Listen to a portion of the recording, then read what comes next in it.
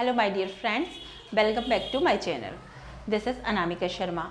और कल के वीडियो में हम लोग ने वर्ण विचार पढ़ा था और वर्ण विचार से जो टॉपिक रह गया था आज के इस वीडियो में हम लोग कंप्लीट करेंगे।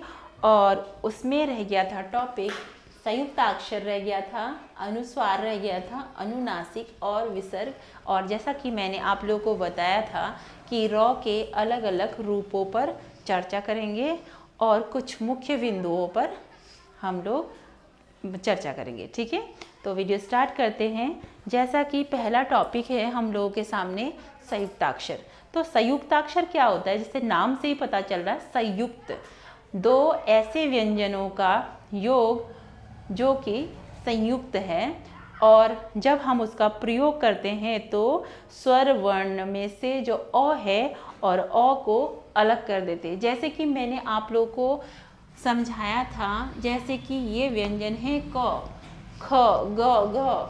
इस प्रकार से जितने भी व्यंजन हैं, इन व्यंजनों को बोलने के लिए हमें क्या करना पड़ता है, स्वरों का सहयोग लेना पड़ता है। स्वरों की सहायता से ही हम व्यंजनों को बोल पाते हैं। तो हमें क्या करना है, संयुक्ताक्षर क्या कहता है कि जो दो वर्णों के मेल से संयुक्ताक्षर बना है, उसमें से जो अव्यंजन अस्वर जो इन व्यंजनों में लगा होता है, उसे हमें क्या करना होता है, हटा देना होता है। ठीक है, अब एग्जाम्पल को देखेंगे तभी आप लोगों को समझ में आ पाएगा अच्छी तरीके से। ठीक है, जैसे कि हम उदाहरण लेते हैं प धन यो। अब ये संयुक्ताक्षर लिख रहे हैं हम, प धन यो। ये देख लीजिए, ये अक्षर क्या है, पूरे पूरे हैं और इसमें य है। ठीक है, हमें क्या करना है, इसकी परिभाषा और डेफिनेशन के अनुसार क्या करना है, इसमें जो अ समाया हुआ है इस अ को हटाना है। तो उसके लिए हम क्या करेंगे, इस प में हलंत लगा देंगे।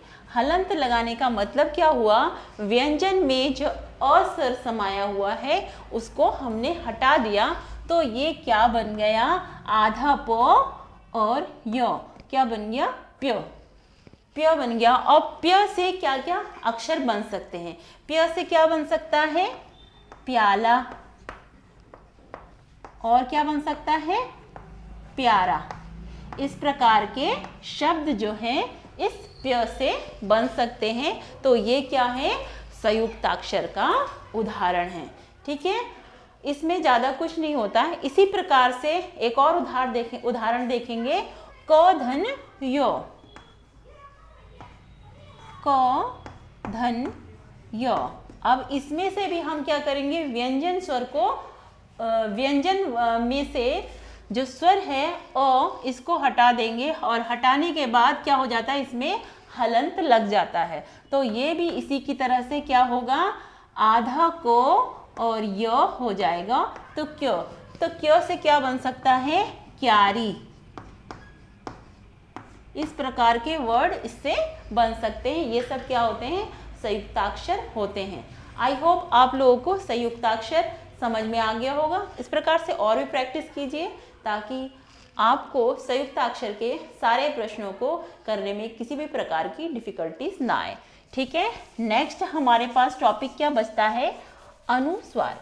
तो अनुस्वार क्या होता है, आप लोगों ने बचपन में पढ़ा होगा, अगर पढ़ा नहीं होगा तो भी आज के इस वीडियो में हम लोग अच्छी तरीके से समझने की कोशिश करेंगे। अनुस्वार क्या होता है, अनुस्वार क्या होता है, अंग। अंग से अंगूर वाला, जो हम लोगों ने बचपन में हमें हमारे टीचर्स ने पढ़ाया था। अंग जो ऐसा स्वर है जो कि हम अपनी नाक से, क्या होता है, ये कौन सा व्यंजन होता है, अंतःस्थ व्यंजन दो बताए थे मैंने, अंग और आहा, उसमें से एक है ये अंग।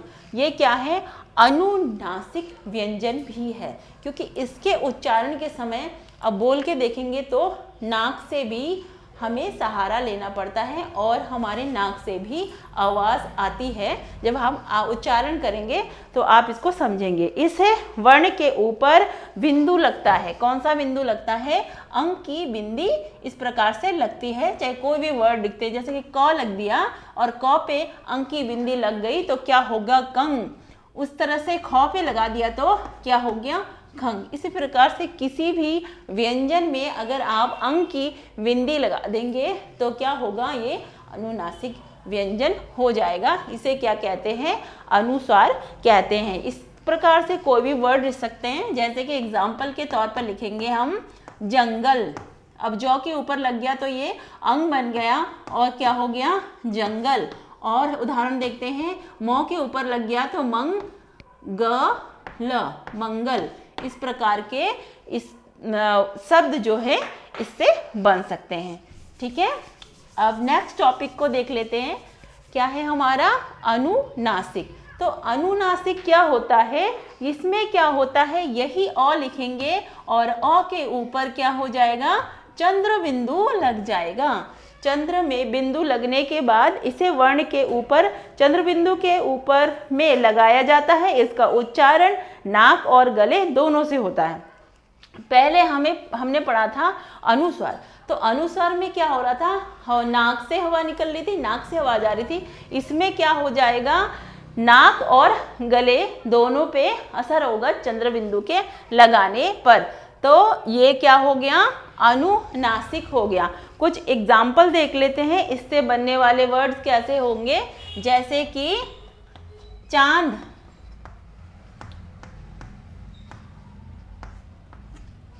इस प्रकार के वर्ड क्या हो जाएंगे? अनुनासिक व्यंजन के अंतर्गत आएंगे। और जैसे कि हम लिखते हैं गांव, इस प्रकार के वर्ड्स में क्या होता है? चंद्र बिंदु का प्रयोग होता है। जैसे कि मैंने आप लोगों को एक चीज़ और बताया था, तत्सम और तद्भव वाली वीडियो अगर आप लोगों ने देखी होगी तो आप लोगों को अच्छे से याद होगा कि चंद्र बिंदु का प्रयोग हम लोग तद्भव के शब्दों में मोस्टली करते हैं। ठीक है, नेक्स्ट है विसर्ग की बिंदी। अब विसर्ग क्या होता है? जो ये दो चिन्ह लगते हैं, इसका प्रयोग मोस्टली टाइम किस में करते हैं हम लोग? संस्कृत के शब्दों में ये प्रयोग होता है। ठीक है, विसर्ग अर्थात अ है और अ के पीछे लग जाता है तो क्या बन जाता है? आहा। इस प्रकार के जो उदाहरण है ये इसके अंतर्गत आते हैं। और भी संस्कृत के कुछ शब्द इससे बनते हैं, जैसे कि प्रातः। तो ये क्या हो गया? तत्सम का शब्द और ये है संस्कृत से वैसे का वैसा ही इस्तेमाल हुआ है, प्रयोग हुआ है। उसी प्रकार से हो गया पुनः। ये शब्द क्या है? विसर्ग की बिंदी के होते हैं। जैसे कि हमने विसर्ग संधि में पढ़ा था, वही सब उदाहरण इसके अंतर्गत आते हैं। नेक्स्ट वीडियो तक के लिए पढ़ते रहिए और आगे बढ़ते रहिए। Thanks for watching.